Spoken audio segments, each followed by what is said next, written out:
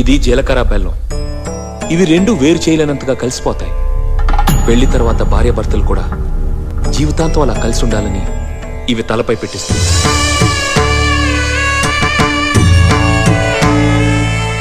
ఇది మంగళసూత్రం. మంగళం అంటే పవిత్రత, సూత్రం అంటే తాడు. ఇది మెడలో పడగానే పెళ్లి అగ్ని కంటే పవిత్రం అవుతుంది. పుట్టింటికెళ్తే అత్తారింటిని, అత్తారింటికెళ్తే పుట్టింటిని మర్చిపోకూడదనే 2 బొట్లున్న తాళ్ళని మెడలో కట్టిస్తారు. తలంబ్రాలంటే తలపై నుండి రాలిపడేవి. ఆ ఇంట్లో సిరి సంపదలు కూడా అలా వచ్చి పడాలనే తలంబ్రాలు పోయిస్తారు. 7 అడుగుల్లో ప్రతి అడుగుకి ఒక అర్థం ఉంది.